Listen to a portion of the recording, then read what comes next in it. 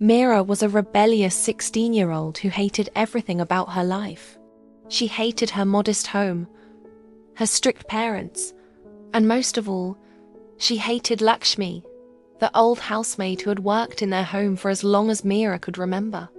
Lakshmi was in her 60s, with calloused hands and a weathered face. She lived in a tiny servant quarter behind their house, worked from dawn to dusk, and never complained. But to Meera, she was just part of the furniture, invisible, insignificant. "Lakshmi, my room is a mess. Clean it," Meera would order without looking up from her phone. "Yes, baby," Lakshmi would reply with a gentle smile. Meera's friends would visit and whisper, "Why do you still have such an old maid?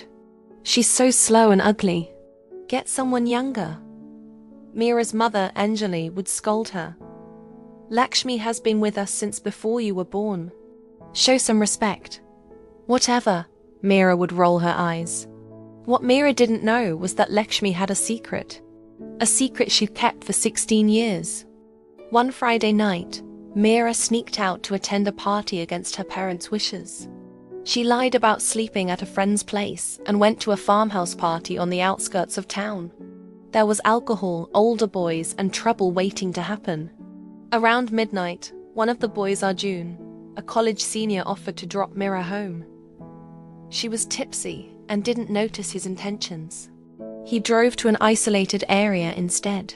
"This isn't the way to my house," Meera said, fear creeping into her voice. "Relax, just want to talk," Arjun said, locking the doors. Meera's phone was dying. She managed to send one location ping before it died. Not to her parents, not to her friends, but accidentally to the family's shared tracking app that only one person actively checked. Lakshmi. Lakshmi had insisted on being added to the app years ago, telling Anjali, just in case baby ever needs help. Everyone had laughed at the old woman's paranoia. But that night, at 12:47 a.m., Lakshmi saw Meera's location ping from an isolated area. Her instincts screamed danger. She didn't waste time. She couldn't call the police. It would take too long to explain. She couldn't call Meera's parents, they'd panic and waste precious minutes. So the 63-year-old woman did something extraordinary. She took the household scooter and drove into the night, her arthritic hands gripping the handles, her failing eyesight straining in the darkness. Meanwhile, Meera was in real trouble.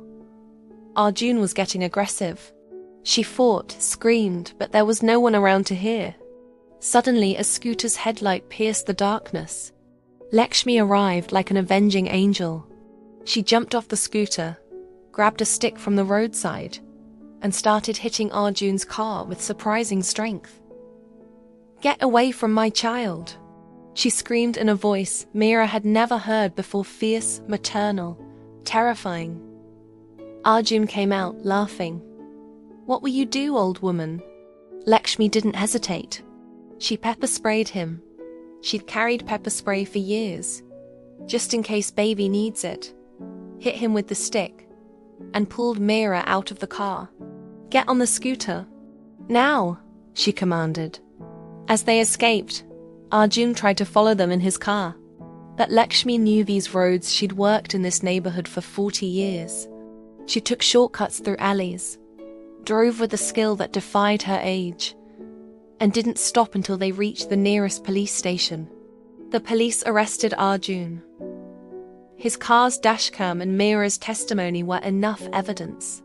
Throughout the ordeal, Lakshmi held Meera's trembling hand, whispering, "You're safe now, baby.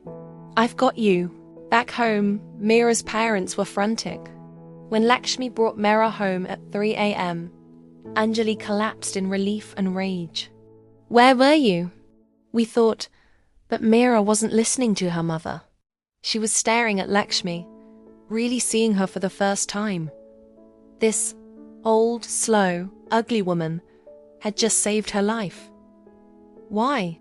Meera whispered. "Why did you risk your life for me?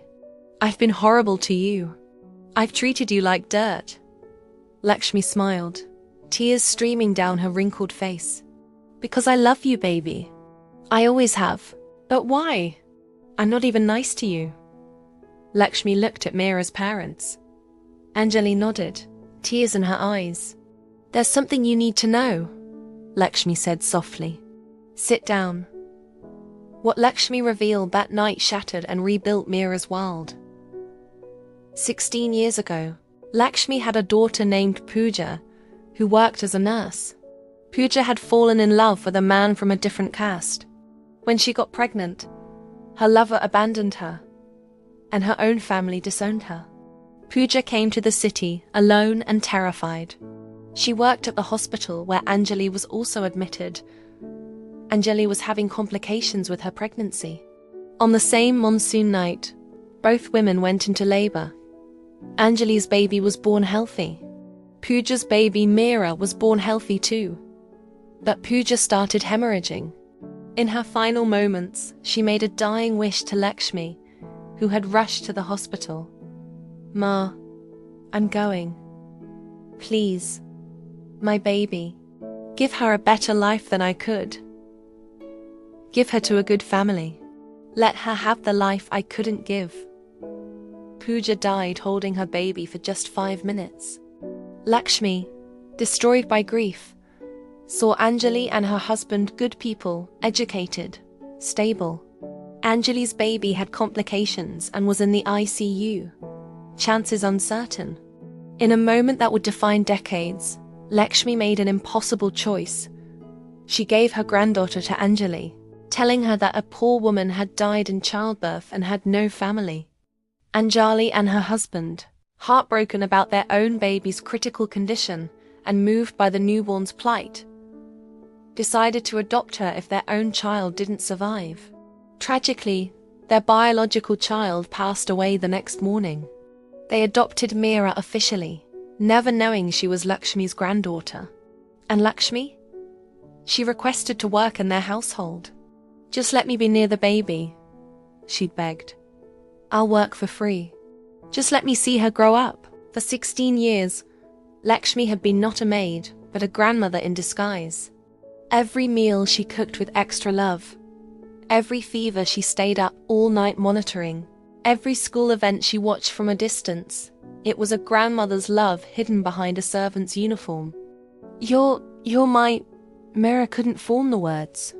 I'm your grandmother, Lakshmi said, her voice breaking. I gave you away so you could have everything I couldn't provide.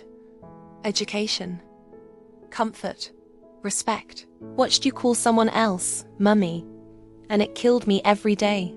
But I also watched you thrive, and that healed me every day. Why didn't you tell me? Meera sobbed. Because what would change? You had parents who loved you. I had no right to disrupt that. I was content being your Lakshmi, cooking your favorite foods, ironing your school uniform, just being near you. Anjali and her husband were crying too. We found out the truth 5 years ago, Anjali confessed. DNA test during a school medical requirement. We confronted Lakshmi.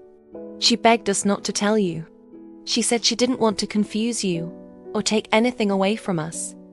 We agreed because she was right, and because we'd all grown to love each other in our own way. Meera felt like her world had shattered. All these years, she'd treated her own grandmother like a servant. All the times she'd been rude, dismissive, cruel it had been to the woman who'd sacrificed everything for her. Every birthday, I baked your cake from scratch, Lakshmi whispered. Every Diwali, I saved my salary to buy you a small gift and left it anonymously. Every night, I'd peek into your room to make sure you were sleeping well. Every time you were sick, I'd pray all night at the temple. You thought I was just the maid, but I was the grandmother who loved you from the shadows. I called you ugly, Meera wept. I treated you like you were nothing. You were young. You didn't know. And I never needed you to know. Your happiness was enough. But tonight, you could have died saving me. Why? You could have just called my parents. Because that's what grandmothers do, Lakshmi said simply. We don't think. We just protect. A mother's or grandmother's love doesn't need acknowledgement. It just needs to keep you safe. The next days were transformative. Meera couldn't look at Lakshmi the same way.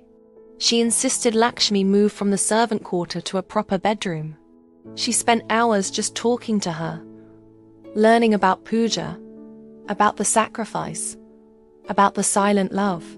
"Tell me about my mother," Meera would ask. And Lakshmi would share, "Puja was beautiful like you, stubborn like you. She loved dancing like you. She made mistakes like all of us. But her last act was one of pure love. She gave you a chance." Meera's friends noticed the change. "Why are you so nice to your maid now?" "She's not my maid," Meera would say firmly. "She's my grandmother. And she's a hero." 3 months later, Meera organized a small function. She invited relatives, friends, and neighbors.